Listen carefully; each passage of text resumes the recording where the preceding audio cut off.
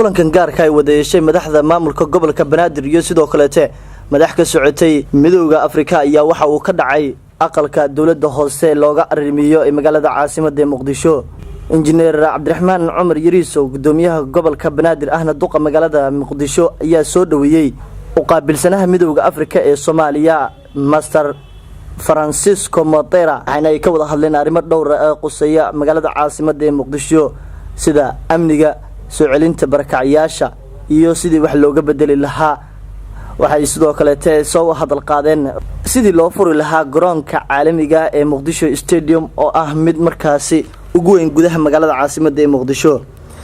ugu horreyn waxaa kulanku markuu soo idlaaday saxaafadda la hadlay gudoomiyaha gobolka Banaadir oo sheegay arrimihii ay ka wada hadleen u qaabilsanaha midowga Afrika ee Soomaaliya. tawjeedaan maanta waxa xafiiska nagu soo booqday ergey gaarka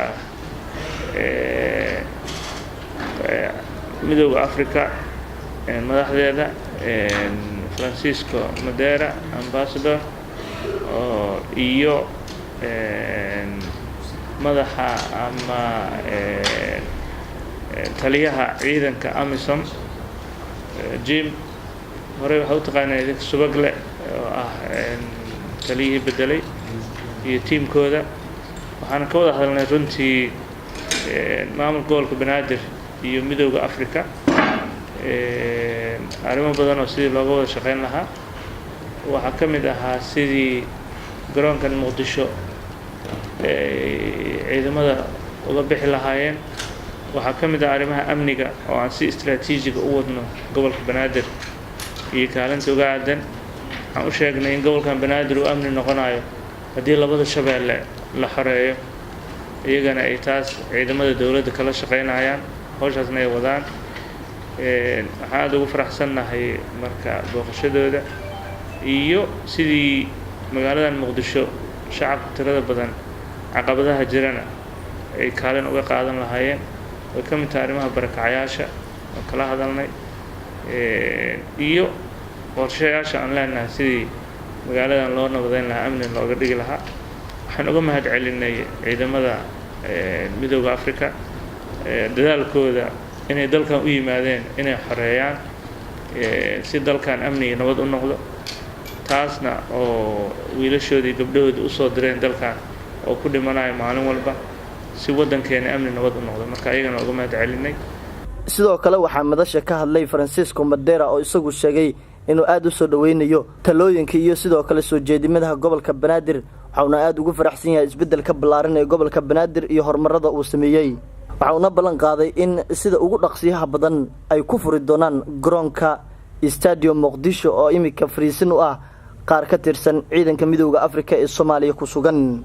Congratulate him for his appointment as the mayor of this very, very important city of Mogadishu, and offer him my availability and readiness to work with him for him to succeed in his new assignment. So I needed to make this clear by coming personally here and tell him that we are happy with his appointment. We know him in different past incarnations, the good things he's been doing, and to tell him that we're extremely confident that with him we might succeed in our endeavor to ensure that Mogadishu is secure. Mogadishu, it belongs to all the Somalis, and Mogadishu is prosperous. So we came to offer him our services as AMISOM, to ask him to see of the many things that we can do here, what he needs for him to succeed. I was happy that we discussed a wide range of issues, from how to secure Mogadishu, how can we expedite our work to make sure that the Mogadishu Stadium is demilitarized and handed over to the citizens of Somalia and to the inhabitants of Mogadishu, to the youth of Mogadishu. We discussed with the mayor of Mogadishu how to ensure a better and more closely coordination amongst all the forces that are operating in Mogadishu. Abdifataax Maxamuud Diiriye Shaarkey, KGS TV, Muqdisho.